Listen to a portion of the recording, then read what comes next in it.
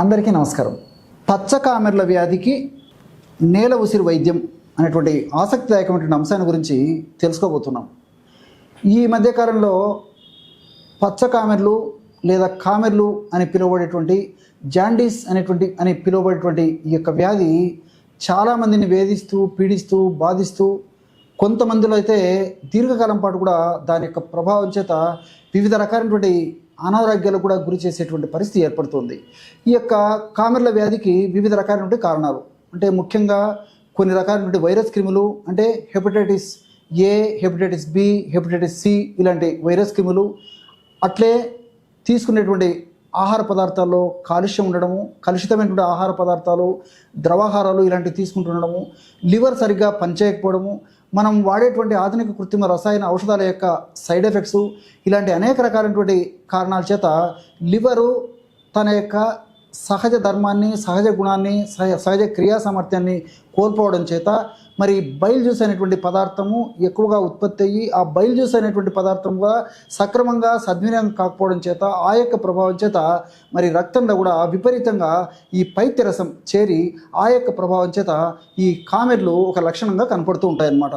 ఈ కామెర్ల వ్యాధిలో ఒక్కొక్కరిలో ఒక్కొక్క రకమైన లక్షణాలు, లేకపోతే ఒక్కొక్కరిలో కొన్ని రకాలైన లక్షణాలు, కొంతమందిలో కొన్ని రకాలైన లక్షణాలు కూడా కనిపిస్తూ ఉంటాయన్నమాట. ఈ కామెర్ల సమస్య వచ్చినప్పుడు అన్నం సహించకపోవడము, నోరు అరుచిగా ఉండడము, ఆకలి లేకపోవడము, పొట్ట ఉబ్బరంగా ఉండడము, అదేవిధంగా వాంతి వచ్చినట్టు ఉండడము, కొంతమందిలో వాంతి కావడము, లోపల జ్వరం వచ్చినట్టు ఉండడము, రూక్షగా ఉండడము, నీరసము, నిస్త్రాణ, బలహీనత, ఆసక్తత, ఏ పని మీద ఆసక్తి లేకపోవడము, ఇలా వివిధ రకాలైన ఈ లక్షణాలు కూడా ఈ యొక్క కామెర్ల వ్యాధిలో కలుగుతుంటాయి అన్నమాట.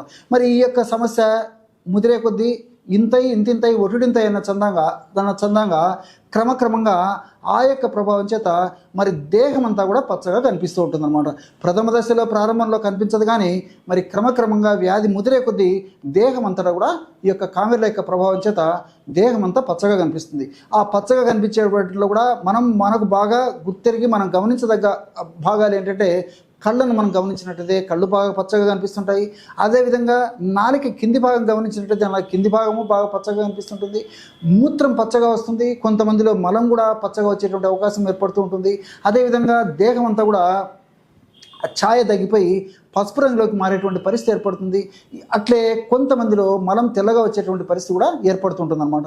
ఈ విధంగా వివిధ రకాల యొక్క లక్షణాలు ఈ యొక్క పచ్చ కామెర్ల వ్యాధి కలిగినప్పుడు కలుగుతుంటాయి అన్నమాట. దీనికోసము చాలామంది తెలియక అవగాహన లోపంతో రకరకాల ప్రయత్నాలు చేస్తుంటారు.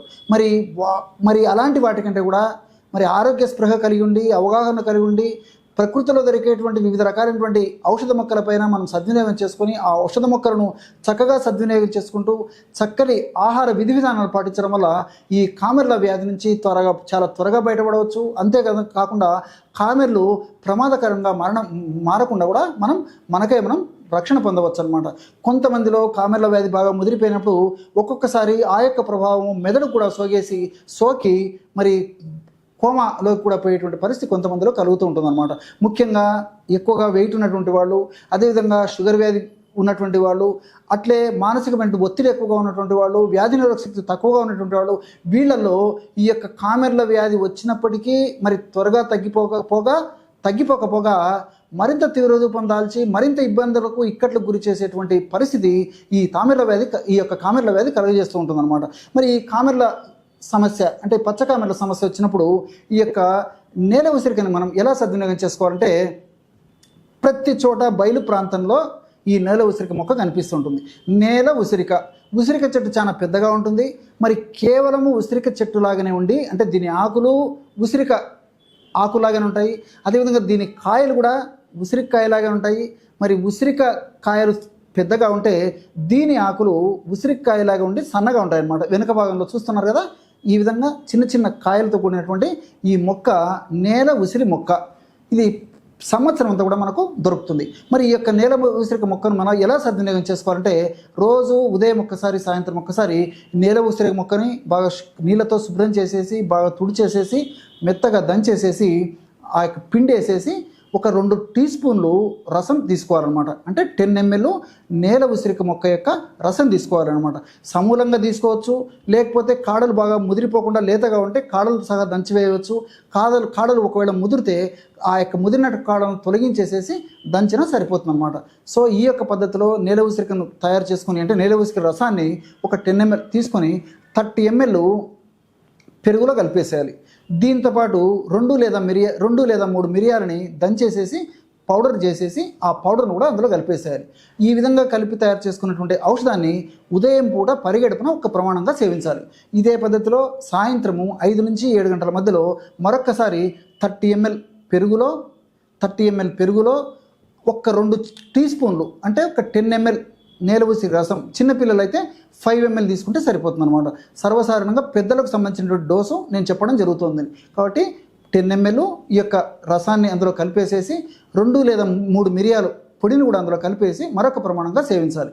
ఈ విధంగా క్రమం తప్పకుండా రోజు 2 సార్లు ఈ యొక్క ఔషధాన్ని వాడుకోవడం వల్ల చాలా త్వరగా, శీఘ్రంగా, సత్వరమే ఇందులో ఉన్నటువంటి ఔషధ గుణాలు చక్కగా, సమర్థవంతంగా, అద్భుతంగా పనిచేసి, ముఖ్యంగా లివర్ను చైతన్యవంతం చేసేసి, లివర్లో ఉన్నటువంటి దోషాలన్నింటినీ తొలగించేసేసి ఆ కామెర్ల వ్యాధి తగ్గేందుకు చాలా చక్కగా ఉపయోగపడుతుంది.